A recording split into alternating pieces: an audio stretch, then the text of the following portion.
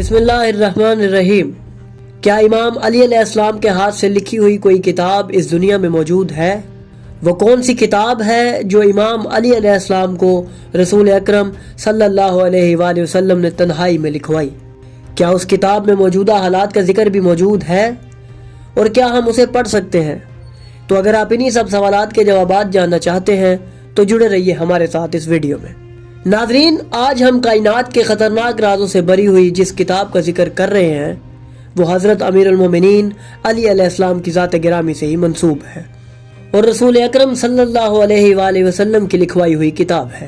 اس کتاب کو جفر کہا جاتا ہے۔ اس کتاب کو کیسے لکھا گیا اور اس میں کیا کچھ ہے، آج ہم انہی سب معلومات کو آپ کے سامنے بیان کریں گے۔ ناظرین، جفر کے لغوی معنی چھوٹے بیل، بکری کی کھال یا گائے کے چمڑے سے بنے ہوئے تھیلے کے ہیں۔ روایات میں جفر حدیث کی ایک کتاب کا نام ہے جسے پیغمبر اکرم نے لکھوایا اور حضرت علی علیہ السلام نے بکری کی کھال پر اسے تحریر کیا۔ کتاب جفر امام کے خاص تبرکات میں سے ایک ہے۔ یہ اہل بیت کی وہ میراث ہے جو رسول اکرم کی نسل میں آئمہ کو منتقل ہوتی رہی۔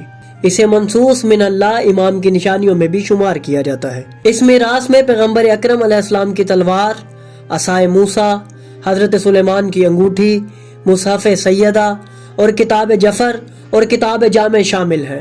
یہ کتابیں اور تبرکات سرچشمہ علم امام شمار ہوتی ہیں۔ بعض احادیث کے مطابق یہ حدیثی مجموعہ صرف پیغمبر خدا اور آئمہ معصومین کے اختیار میں ہے، کوئی اور اسے نہیں دیکھ سکتا۔ بعض علماء کے نزدیک کتاب جفر کو رمزیہ انداز میں لکھا گیا ہے اور علم منایا و بلایا یعنی لوگوں پر آئندہ آنے والی مشکلات و مصائب اس میں تحریر کی گئی ہیں۔ احادیث کی کتب میں کتاب جفر کی یہ خصوصیت بیان کی گئی ہے کہ یہ کتاب کبھی بھی بوسیدہ نہیں ہوگی اور نہ ہی اس کتاب کی لکھائی کبھی مٹے گی۔ بعض محقق حضرات کچھ احادیث کے حوالے سے اس بات کے مدعی ہیں کہ اس وقت کتاب جفر امام مہدی علیہ السلام کے پاس ہے۔ ناظرین، روایات میں اس کتاب کو جفر کہا جاتا ہے جسے پیغمبر اکرم علیہ السلام کے املا اور حضرت علی علیہ السلام کی کتابت سے بکری کی کھال پر تحریر کیا گیا۔ کتاب بصائر الدرجات کے مطابق امام موسیٰ کاظم علیہ السلام نے بیان کیا ہے کہ رسول اکرم کی زندگی کے آخری ایام میں خدا نے آپ کو حضرت علی علیہ السلام کے ساتھ کوہ احد پر جانے اور وہاں موجود ایک بکری کو ذبح کرنے کا حکم دیا۔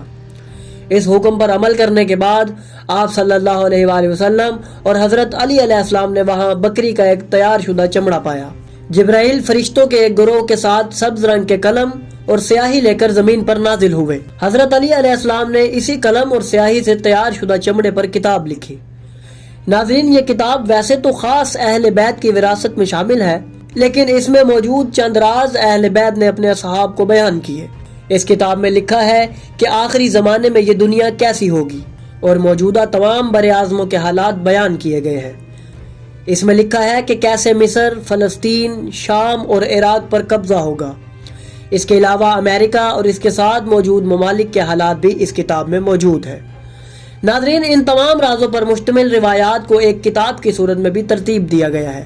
اس کتاب کا نام بھی جفر الاعظم ہی رکھا گیا ہے، جس میں وہ تمام روایات شامل کی گئی ہیں جو امیر المومنین علی علیہ السلام نے بیان فرمائی تھی، مگر یہ صرف چند روایات ہی ہیں جو اصحاب نے نقل کی، جبکہ یہ مکمل کتاب اہل بیت ہی کی دسترس میں ہے اور ان میں لکھا ہوا مواد بھی اسی زبان میں ہے جسے اہل بیت کے سوا کوئی نہیں پڑھ سکتا۔ ناظرین، کتاب شرع الموافق میں بیان کیا گیا ہے کہ کتاب جفر علم الحروف کے انداز میں تحریر کی گئی تھی۔ ناظرین، اہل بیت کی روایات کے مطابق جفر کی کتابت شدہ بکری کی کھال کا بوسیدہ نہ ہونا اور اس کی سیاہی کا نہ مٹنا کتاب جفر کی خصوصیات میں شامل ہے۔ کتاب بصائر الدرجات میں امام موسیٰ کاظم علیہ السلام کی روایت کے مطابق جفر کی ایک اور ممتاز خصوصیت یہ ہے کہ صرف پیغمبر خدا اور آپ کے برحق جانشین ہی اسے دیکھ سکتے ہیں۔ مزید اس کتاب میں کیا موجود ہے وہ بھی ہم آپ کے سامنے رکھتے ہیں۔ امام جعفر صادق علیہ السلام کی ایک روایت کے مطابق اس دنیا کے آغاز سے اختتام تک ہونے والے تمام واقعات اور احادیث کا تذکرہ اس کتاب جفر میں موجود ہے۔